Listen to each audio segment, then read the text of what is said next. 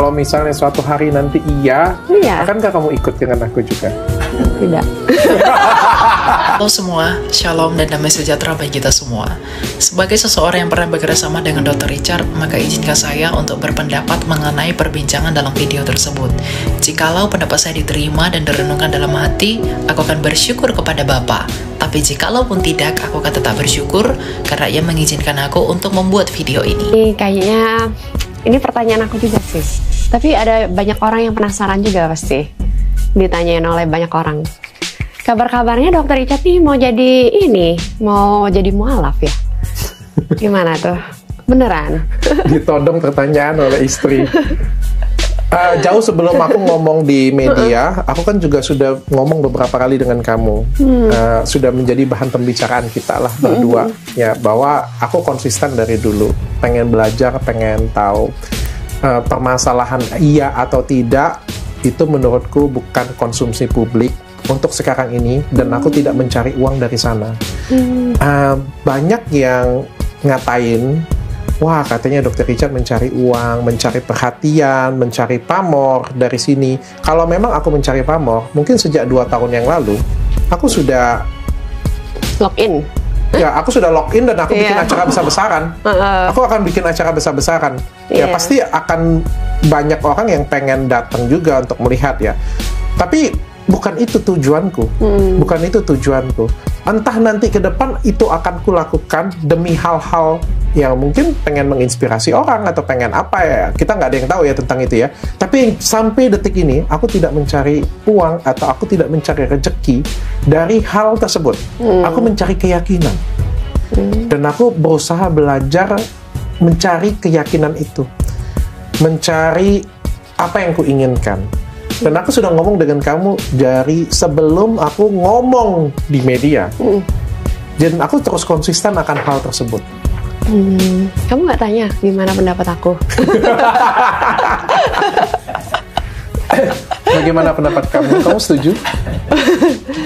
Kalau menurut aku, agama itu adalah hal yang personal ya. Selama kayak gimana ya, kalau aku pernah bilang ya, kalau misalnya kan kita kan meninggal tuh sendiri-sendiri kayak gitu. Nggak ngajak-ngajak ya? Iya, nggak ngajak-ngajak. Lubang kubur tuh sendiri-sendiri kayak gitu. Nah, agama ini salah satu hal yang mengatur cara kita hidup, cara kita nanti antara dunia dan akhirat kan kayak gitu kan. Itu agama tuh kan kayak gitu kan.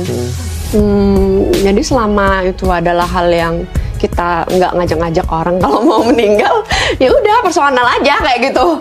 Ya agama kamu asal menurut aku yang harga mati itu kamu berbuat baik, kamu tidak merugikan orang lain, terus ya pikiran kamu ya tidak dipenuhi dengan kebencian, kemarahan, dan keserakahan.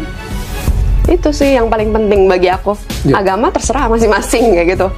Cuma harga matinya itu harus banyak berbuat baik, banyak beramal, terus tidak melakukan suatu hal yang merugikan orang lain atau yang menyakiti orang lain. Harusnya seperti itu ya, semakin mengurangi kebencian, mengurangi kemarahan, mengurangi keserakahan. Tapi kalau misalnya kamu masuk ke agama tertentu karena kamu dipenuhi oleh keserakahan atau ada sesuatu hal yang kamu pengen capai, aku kurang setuju sih kalau misalnya karena hal itu. Siap, aku akan berusaha mencari pencerahan. Tapi kalau misalnya tujuan kamu itu adalah baik, bahwa aku mengejar akhiratnya, aku ternyata dengan agama ini aku akan menjadi orang yang lebih baik nih kayak gitu. Kamu setuju? Setuju. Oke. Pertanyaan aku adalah, kalau kamu setuju, kalau misalnya suatu hari nanti iya, akankah kamu ikut dengan aku juga? Tidak.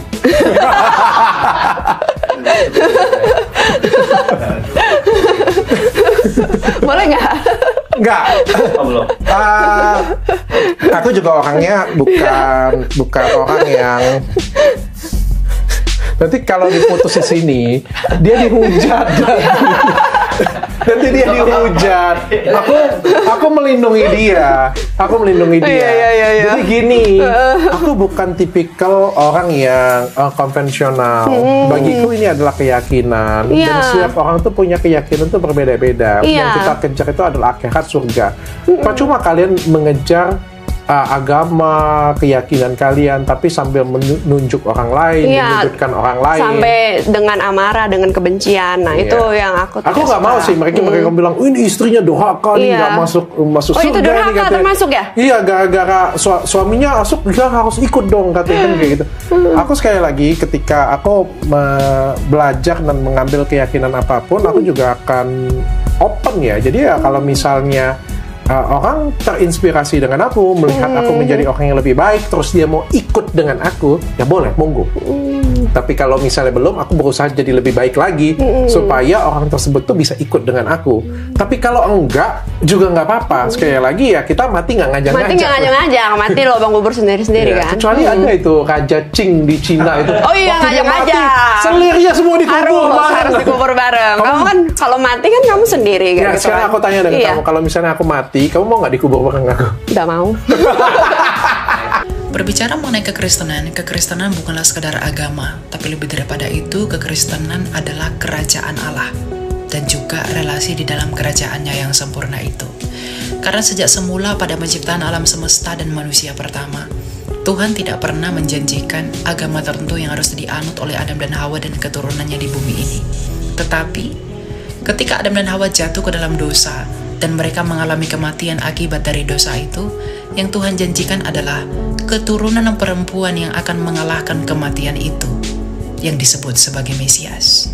Maka tak heran semua para nabi dan seluruh kitab suci yang ditulis oleh para nabi sejak zaman Musa bernubuat mengenai kedatangan Mesias yang akan mengalahkan kematian itu, mengenai di manakah ia lahir, di manakah tempat ia lahir, dari suku manakah dia, dari bangsa apakah dia, bagaimanakah orang memandang dia, apakah yang akan ia lakukan, bagaimanakah akhir hidupnya. Seluruh para nabi secara detail menubuatkan mengenai Mesias yang mereka rindukan itu, yang akan mengalahkan kematian akibat dosa itu. Dan 2000 tahun lalu lahirlah seorang pria miskin yang terbiasa hidup menderita dan sengsara dari Nazaret yang bernama Yesus yang disebut Kristus, di mana tempat kelahirannya, cara hidupnya, kematiannya, dan akhir hidupnya persis seperti yang dinubuatkan oleh para nabi ribuan tahun sebelum ia dilahirkan sebagai manusia. Dan yang paling penting adalah pengharapan seluruh para nabi tergenapi dan terpuaskan di dalam pribadi yang bernama Yesus yang disebut Kristus dari Nazaret ini, di mana pribadi yang bernama Yesus Kristus ini ternyata dialah yang mereka tunggu-tunggu, yang mengalahkan kematian itu dengan hidup kembali melalui kebangkitannya. Melalui kebangkitan pria yang bernama Yesus Kristus ini, kematian dan kuasanya telah dikalahkan oleh Kristus. Di mana terkalahkannya kematian dan juga kuasa dosa melalui kebangkitan Yesus Kristus menjadi kabar sukacita dan angin segar bagi seluruh keturunan Adam di bumi ini. Di mana seluruh keturunan Adam yang telah berdosa dan harus mengalami kematian kekal, kini memiliki pengharapan kehidupan kekal melalui iman kepada Dia yang telah mengalahkan kematian itu, yaitu kebangkitan Yesus Kristus. Inilah mengapa tidak ada alasan bagi kita untuk meninggalkan Kristus, karena satu-satunya pribadi di dalam sejarah dunia yang telah berhasil mengalahkan kematian melalui kebangkitannya hanyalah Yesus Kristus seorang diri. Ada begitu banyak yang menawarkan sorga, tetapi tanpa mengalahkan kuasa kematian terlebih dahulu, di mana adalah kemustahilan bagi kita untuk mencapai hidup di dalam sorga tanpa mengalahkan kuasa kematian itu. Tapi ada pribadi yang bernama Yesus Kristus yang telah mengalahkan kematian itu, maka kini kita memiliki pengharapan hidup yang kekal di dalam Dia yang telah menang atas maut dan kematian, di dalam langit dan bumi yang baru. Hal itu pula lah sekaligus yang menjadi alasan bahwa kehidupan kekal hanya ditemukan di dalam Kristus, di mana hanya Dialah seorang diri yang berhasil mengalahkan kegelapan itu. Maka kita yang beriman kepada Dia juga tidak ragu bahwa kita kelak akan mengalami kemenangan sebagaimana Dia menang atas kematian itu. Maka jangan tinggalkan Kristus, bertekunlah di dalam. Selain daripada itu, Tuhan Yesus juga mengajarkan kita hukum yang sangat agung dan hukum sorgawi, di mana di dalam Dia kita harus mengasihi Allah, mengasihi sesama, dan bahkan musuh kita pun harus kita kasihi. Itulah hidup yang sesungguhnya. Aku berdoa dan aku berharap Tuhan memberkati Dr. Richard dan keluarga dan kita semua, dan aku berdoa semoga Tuhan mengingat nama kamu di dalam kerajaannya kelak. Tuhan memberkati kita. Yesus Kristus bukan sekadar tokoh sejarah atau guru moral, tetapi Dia adalah Tuhan dan Juru Selamat bagi dunia. Dalam Yohanes 14 ayat 6, Yesus berkata, "Akulah jalan dan kebenaran dan hidup. Tidak ada seorang pun yang datang kepada Bapa kalau tidak melalui Aku." Perkataan ini menegaskan bahwa keselamatan hanya ada di dalam Yesus. Sejak awal, Yesus telah ada bersama Allah. Yohanes 1:1 menyatakan, "Pada mulanya adalah Firman. Firman itu bersama-sama dengan Allah, dan Firman itu adalah Allah." Firman itu kemudian menjadi manusia dalam pribadi Yesus Kristus. Yohanes 1:14. Ia bukan hanya utusan, tetapi Allah sendiri yang turun ke dunia untuk menyelamatkan umat manusia dari dosa. Sebagai juru selamat, Yesus datang bukan untuk menghakimi, tetapi untuk menyelamatkan. Yohanes 3:17. Melalui pengorbanannya di kayu salib, Ia membayar lunas dosa manusia dengan darahnya. Roma 6:23 berkata, "Sebab upah dosa ialah maut, tetapi karunia Allah ialah hidup yang kekal dalam Kristus Yesus Tuhan kita."